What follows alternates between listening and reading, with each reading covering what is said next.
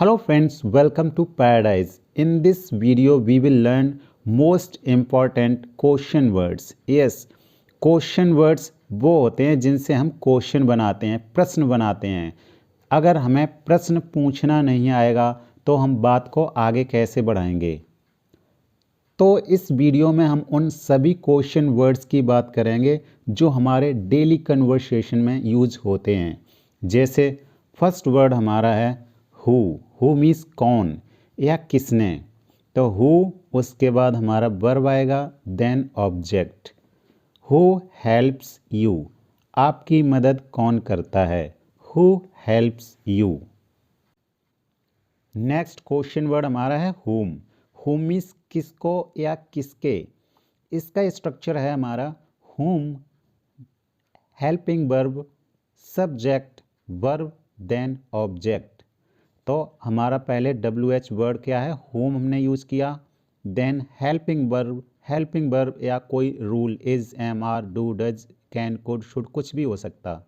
तो WH word whom, then do helping verb, उसके बाद सब्जेक्ट हम यूज करेंगे यू, देन वर्ब हेल्प, उसके बाद ऑब्जेक्ट. तो इस सेंटेंस में ऑब्जेक्ट है नहीं, इसलिए हमने वर्ब तक ही छोड़ दिया इसको. तो इसका क्या होगा example, whom do you help, आप किसकी मदद करते हो. whom do you help, आप किसकी मदद करते हो, या तुम किसे मदद करते हो, या तुम किसको मदद करते हो. तो whom मीन्स किसे या किसको. थर्ड हमारा है वाई मीन्स क्यों. Why plus helping verb, subject, verb, then object. Why do you help me, आप मेरी मदद क्यों करते हो. Why do you help me. तो इसमें पहले हमने वाई का यूज़ किया, then helping verb do, subject you हमारा हो गया, वर्ब हेल्प, उसके बाद ऑब्जेक्ट मी. फोर्थ हमारा वॉट मीन्स क्या. एक बात यहाँ पर समझ लें, जब किसी सेंटेंस में क्या स्टार्टिंग में आता है तो क्या की इंग्लिश नहीं लगाते हैं, लेकिन जब क्या सेंटेंस के बीच में आता है तो क्या की इंग्लिश वॉट होती है. जैसे कि what helping verb, subject, verb, then object. What do you do, आप क्या करते हैं. इसमें देखो सेंटेंस में क्या बीच में आया, इसलिए क्या की इंग्लिश हमने यहाँ पर वॉट यूज की. तो व्हाट डू यू डू, आप क्या करते हैं. नेक्स्ट हमारा वर्ड है वेयर मीन्स कहाँ. Where, then helping verb, subject, verb, object. Mostly सभी में एक सा ही सीक्वेंस होता है. WH फैमिली का वर्ड आएगा, उसके बाद हेल्पिंग वर्ब आती है, subject, verb, object. Where do you live, आप कहाँ रहते हैं. तो वेयर मीन्स कहाँ. जब भी आपको वेयर का यूज करना है तो इस स्ट्रक्चर से आप यूज कर सकते हैं. Next one is when means कब. When helping verb, do, does, is, am, are according to the sentence. तो WH word, then helping verb, subject, verb, object. When do you go to office, आप कार्यालय कब जाते हो, मतलब आप office कब जाते हो. तो when do you go to office. Next हमारा है विच और जो अदर WH फैमिली के वर्ड्स होते हैं इनमें थोड़ा अंतर ये होता है कि विच के साथ में हम ऑब्जेक्ट का यूज करते हैं. जैसे यहाँ पर WH फैमिली का वर्ड व्हेन था, उसके बाद हेल्पिंग वर्ब आ गई, लेकिन इसमें ऐसा नहीं है. इसमें हम विच के बाद में ऑब्जेक्ट यूज करेंगे, उसके बाद हेल्पिंग वर्ब आएगी, देन सब्जेक्ट, वर्ब. जैसे आपको कौन सा रंग पसंद है, तो विच मीन्स क्या था, कौन सा. तो कौन सा की इंग्लिश हमने क्या लगा दी, विच. उसके बाद तुरंत ऑब्जेक्ट आ गया हमारा रंग, तो विच कलर, उसके बाद हेल्पिंग वर्ब हम यूज करेंगे. तो which colour do you like, आपको कौन सा रंग पसंद है, which colour do you like. Next हमारा है हुज मीन्स किसका, किसकी, किसके. इसके साथ में भी सेम विच जैसा ही यूज होगा. Whose, then object, then helping verb, subject, verb. तो इसका है sentence, whose house do you go daily, आप किसके घर रोज जाते हैं, या रोज आप किसके घर जाते हैं. तो किसका, किसकी, किसके, इसकी इंग्लिश क्या हो गई, हुज। तो हुज के बाद हमें ऑब्जेक्ट यूज करना है हाउस, तो हुज हाउस, ऑब्जेक्ट यूज हो गया। Then helping verb do, subject you, then verb go, then extra words. तो आप किसके घर रोज जाते हैं, तो whose house do you go daily. तो ये स्ट्रक्चर आपके लिए बहुत ज़रूरी है जानने, क्योंकि जब भी हम विच और हुज का यूज़ करते हैं तो तुरंत हेल्पिंग वर्ब लगा देते हैं। It's wrong, it's totally wrong. क्या होता है कि WH फैमिली के जितने भी वर्ड्स होते हैं उनमें हम हेल्पिंग वर्ब तुरंत लगाते हैं, लेकिन ये ऐसे वर्ड्स हैं विच, हुज और आएंगे एक दो लास्ट में, उनके बाद हमें ऑब्जेक्ट लगाना होता है। तो ये आपको ध्यान रखने वाली बात है, ठीक है। तो विच और हुज के बाद हम ऑब्जेक्ट लगाएंगे, उसके बाद हेल्पिंग वर्ब। नेक्स्ट हमारा है हाउ। हाउ मीन्स कैसे, तो how helping verb, subject verb object. लेकिन अगर हाउ के साथ में हाउ मच और हाउ मैनी आता है तो ये स्ट्रक्चर चेंज हो जाएगा, क्योंकि हाउ मैनी और हाउ मच के बाद में हम ऑब्जेक्ट लगाते हैं इनकी तरह, जैसे कि हुज के बाद ऑब्जेक्ट, उसके बाद हेल्पिंग वर्ब। लेकिन केवल हाउ है तो हेल्पिंग वर्ब आएगी, लेकिन हाउ मच और हाउ मैनी अगर आता है, हाउ मच और हाउ मैनी, उसके बाद हम ऑब्जेक्ट यूज करेंगे, then helping verb, subject verb. दोनों के एग्जाम्पल देखिए। How do you go to office, आप कार्यालय कैसे जाते हो, तो कैसे की केवल इंग्लिश लगानी हो तो हाउ, उसके बाद हम डू का यूज करेंगे, then subject you, verb, then object.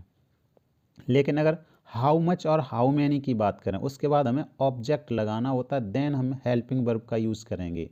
For example, how much money do you earn daily, आप दैनिक कितना पैसा अर्जित करते हैं, दैनिक मतलब रोज़, आप रोज़ कितना पैसा कमाते हैं। तो कितना मतलब हाउ मच और हाउ मैनी। तो मनी जो होता है वो अनकाउंटेबल होता है, इसलिए हम हाउ मच का यूज़ करेंगे, और काउंटेबल के लिए हम हाउ मैनी का यूज़ करते हैं। और हाउ मैनी और हाउ मच के बाद तुरंत हमें ऑब्जेक्ट का यूज़ करना होता है, जैसे कि इसमें किया गया कि हाउ मच देन मनी। तो हाउ मच, उसके बाद money, then helping verb do, then subject verb, then other words. Next word हमारा है whatever. Whatever means जो कुछ भी। यह WH फैमिली की तरह मीन्स क्वेश्चन वर्ड की तरह यूज़ नहीं किया गया, लेकिन हम यह जानेंगे कि इसको हम यूज़ कैसे करते हैं। तो वॉट एवर मीन्स जो कुछ भी, whatever then subject verb. तो whatever you want to say you can say, आप जो भी कहना चाहते हैं आप कह सकते हैं। तो जो भी, तो जो भी की इंग्लिश क्या आ गई, वॉट एवर।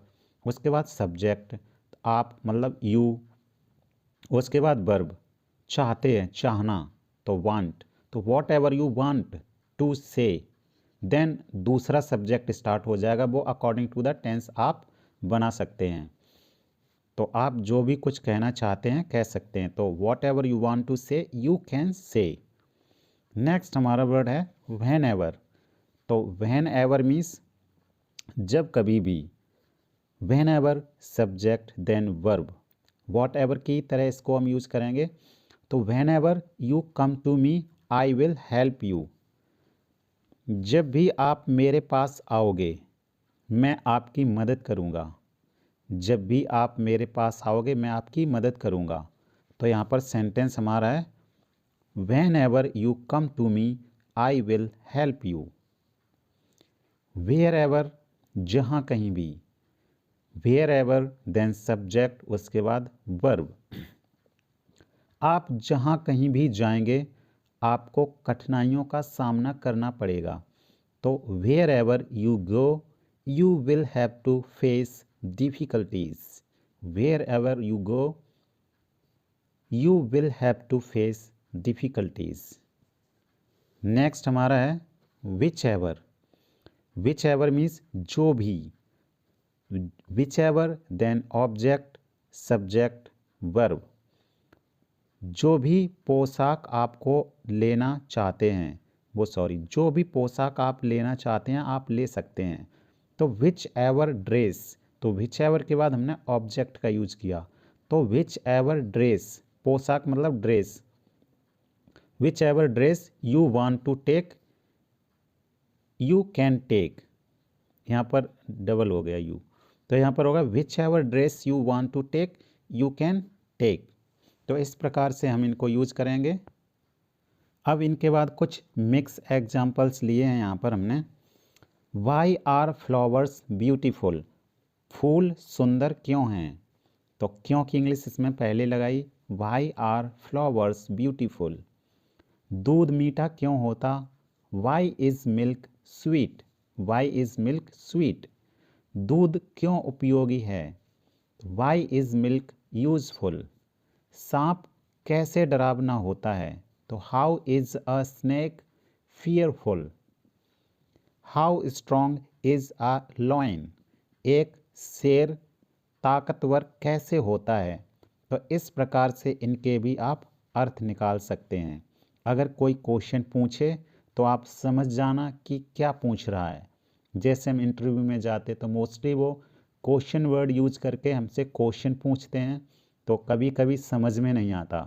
तो उनको समझने के लिए हमने जितने भी WH या क्वेश्चन वर्ड्स आज पढ़ाए उनको आप लर्न कर लें, तो आपको कभी भी कोई प्रॉब्लम नहीं होगी, आप तुरंत आंसर दे सकते हैं। क्योंकि क्वेश्चन समझ में आएगा तभी तो आंसर हम दे पाएंगे, क्योंकि हमें क्वेश्चन ही नहीं समझ में आता, आंसर तो हमारे पास होता है लेकिन क्वेश्चन समझ में नहीं आएगा, देन वी कांट आंसर और रिप्लाई।